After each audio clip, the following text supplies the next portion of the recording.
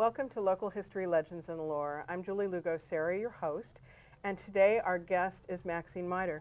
Maxine, thanks for coming back. Thank you for inviting me.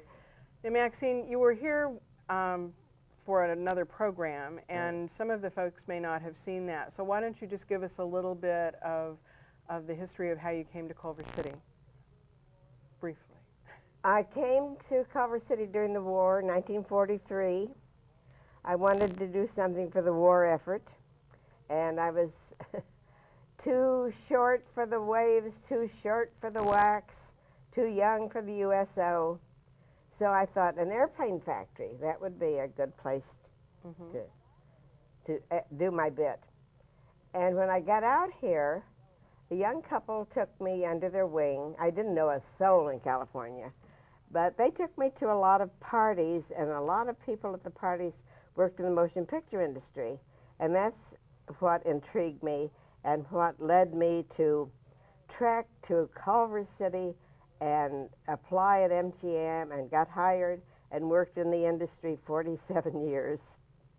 Well, you have lots of memories to share, and we're really looking forward to hearing about that. If you take a look at the monitor right now, this is an old picture of the Culver, Washington X. And it's taken, I think, from the Culver Hotel, probably from the top.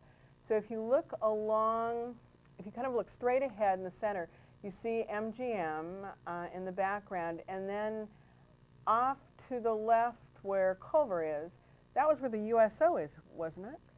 The USO was at the corner of Madison and Culver Boulevard. It was next door to the apartment building where I lived. Was that noisy?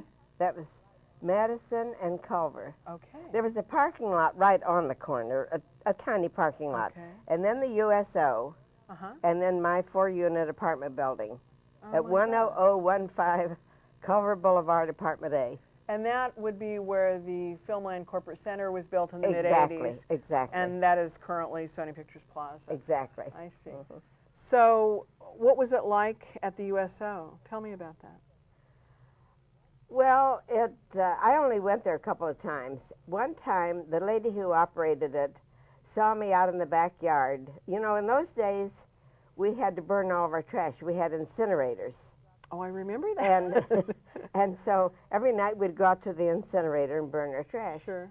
The lady who operated it said, you know, we have a lot of Puerto Rican soldiers coming in. We're going to have a dance tonight, and we need girls to dance with them. Would you please come over?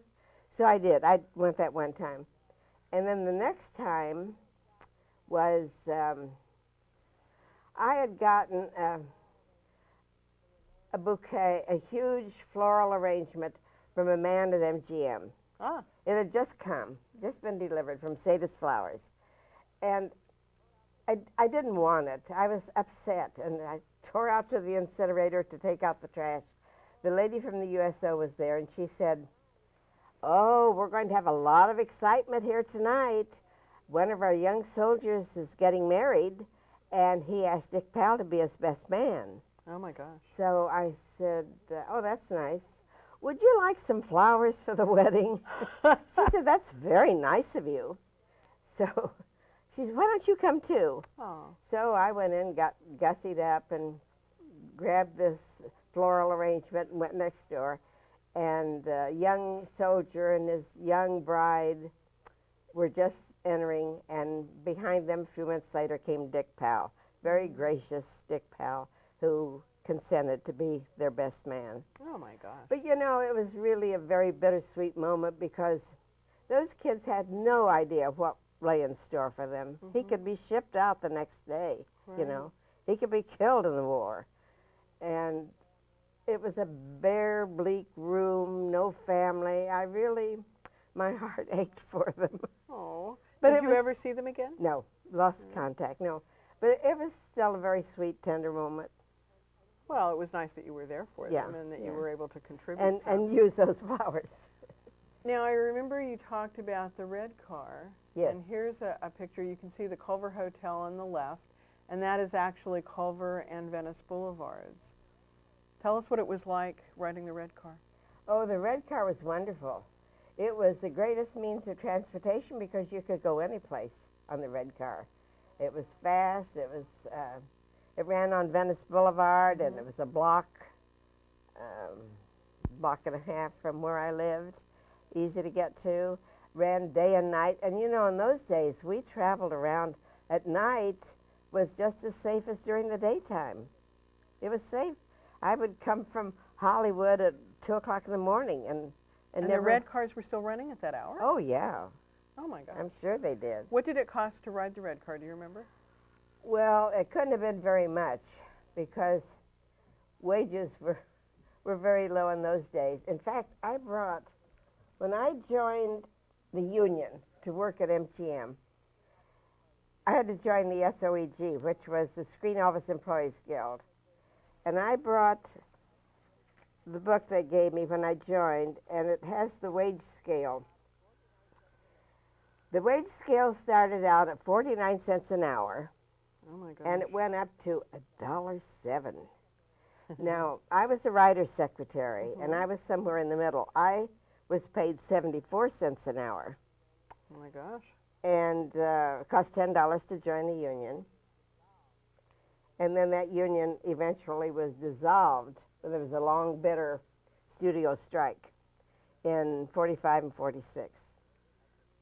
So that dissolved our union, and we had to join another one. Your union was associated with another union initially. Well, it was a conference of studio unions, which encompassed the painters, wallpaper hangers, and some of the other groups of employees. Why did you end up with them? That's kind of an odd combination, isn't it? Because nobody else would have us. Oh. This is before I joined. Okay. But this is the way it was told to me, that the organizers approached the Teamsters, and the Teamsters said, well, they're not drivers, they're not Teamsters, we don't want them. So the only group that would take us in was the Conference of Studio Unions, the painters and wallpaper hangers. And that's... My grandfather belonged to that. Oh, yeah. Yeah, he did.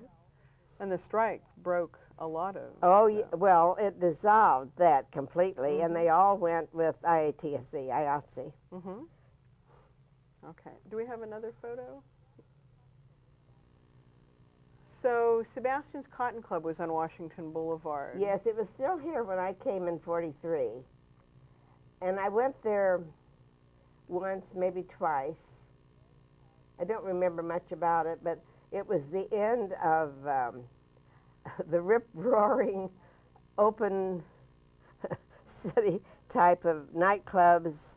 I guess probably a holdover from the Roaring Twenties. Yeah, it was really busy at that time, and I understand that it had Las Vegas type acts at one time.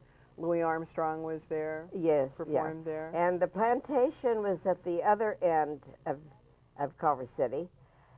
It was Fatty Arbuckle's plantation, but it was no longer a nightclub. There were people living there. They took some of the rooms for their living quarters. I knew a family that lived there. Really? And then behind that, I think, was a boxing place for kids. I don't know about that. Yeah, one of the police officers, Dusty Cadis, used to have a place where he trained the boys to box. Basically kept them off the street. Yeah. Is what it amounted to. But it was quite the place.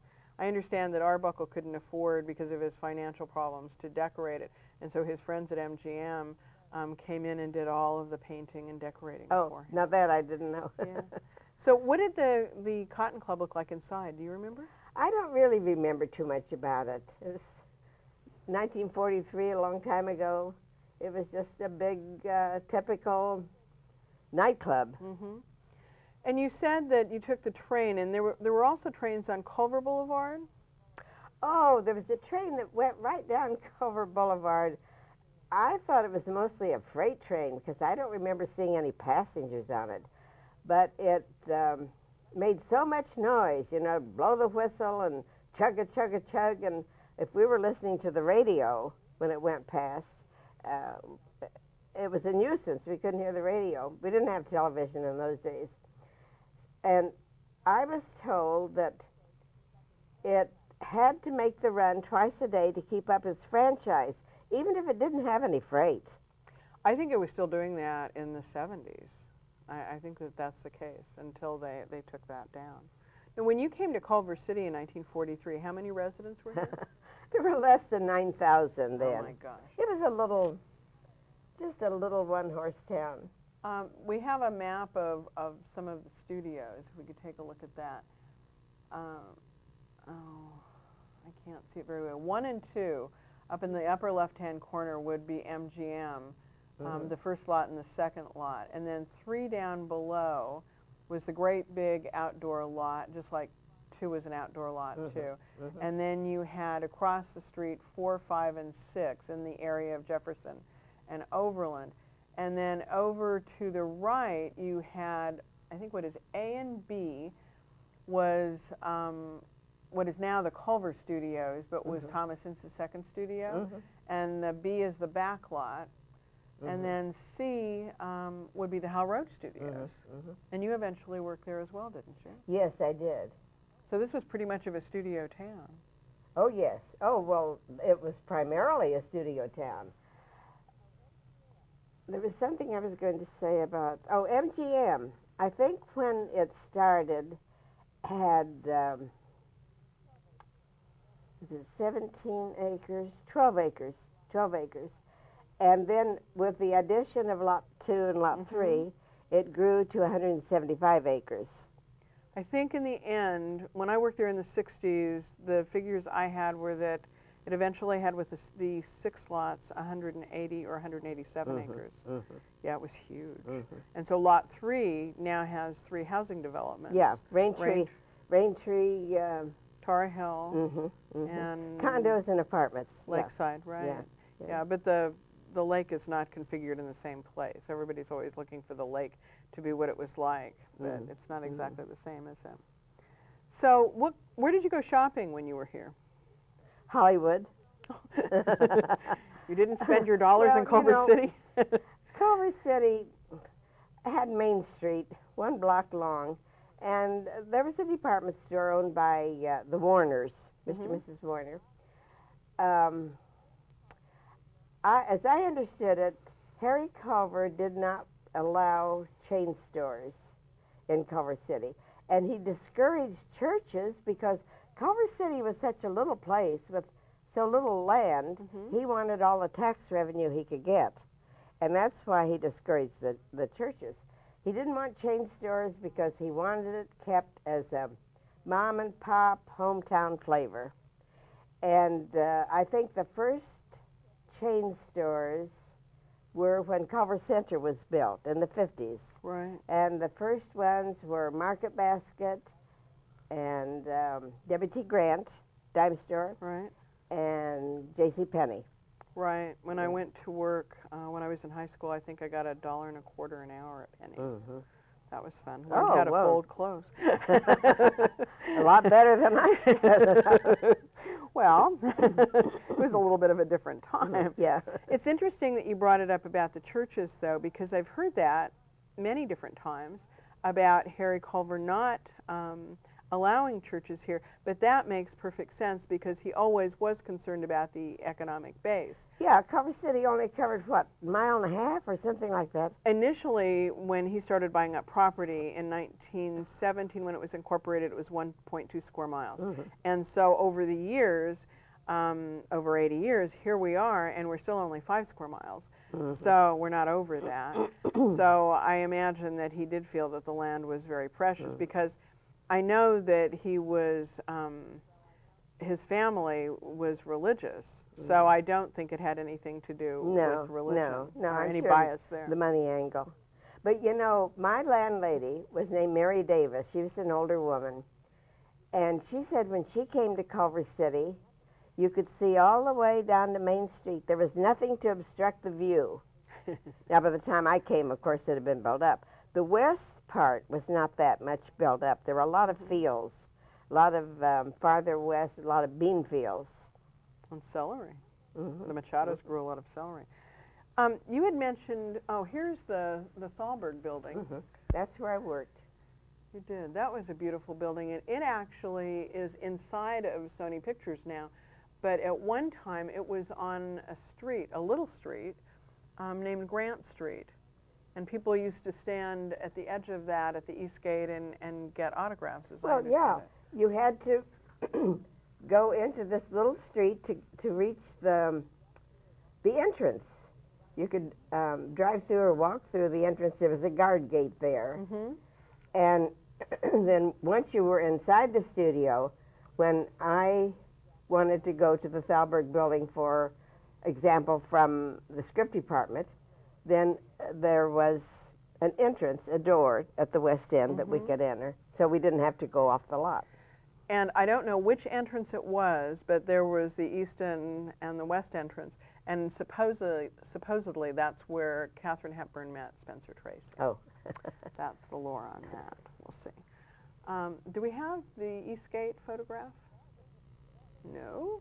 We have one better. That was taken on the MGM lot behind the Thalberg building in 1943 when I first came out here.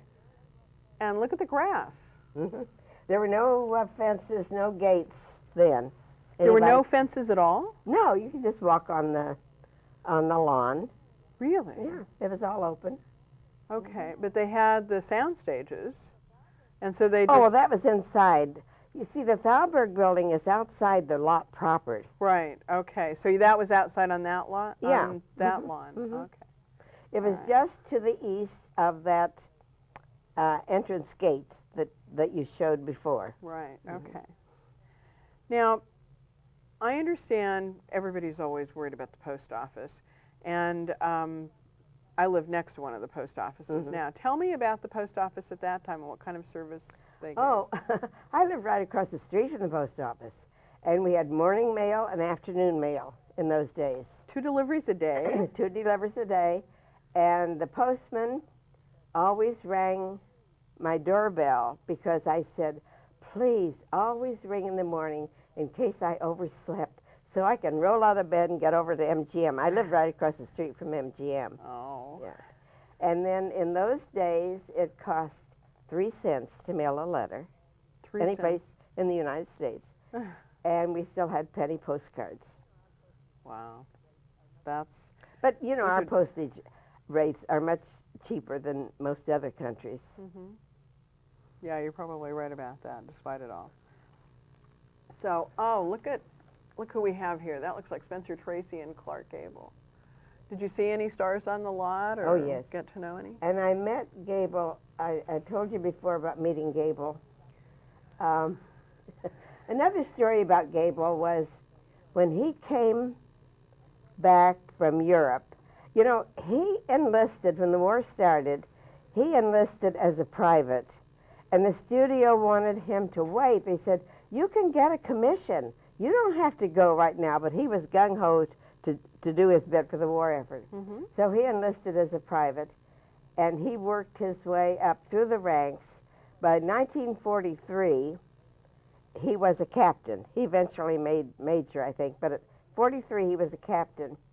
And that's when I met him, when he came back from Europe with a lot of film. He had been on bombing missions, and he shot a lot of film, and he was cutting and editing that into a documentary on the Hal Roach lot, which was called Fort Roach in those days. Right. Roach had given the studio over to the government. I think it was for $1 a year. Yeah. I think $1 altogether, maybe. Could be. Anyway, Clark Gable had come on the lot. Now, the script department is upstairs over the casting department. Lucille Reimer was a talent scout, and those offices were down under the script department. As I came down the steps one day, there was a woman coming out of the doorway downstairs laughing, and she said, "Did you hear that?"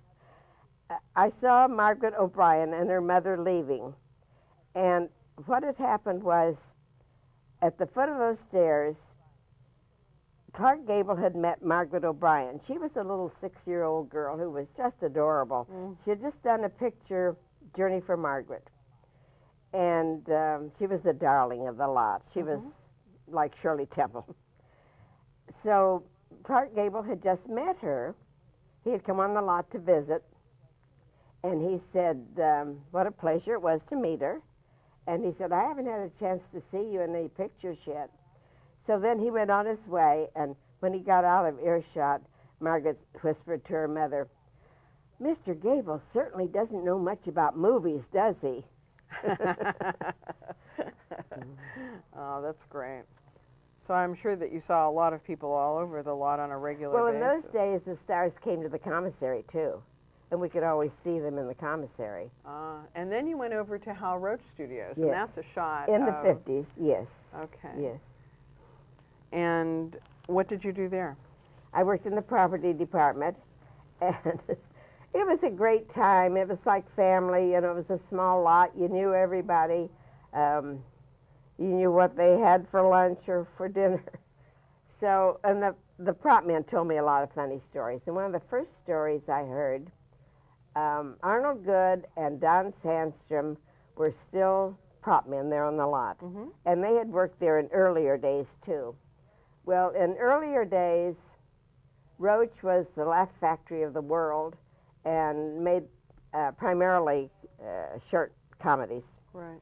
So there was a director named Freddie Gill. He was going to direct a two-reeler, and he was going to use an ostrich in this short feature.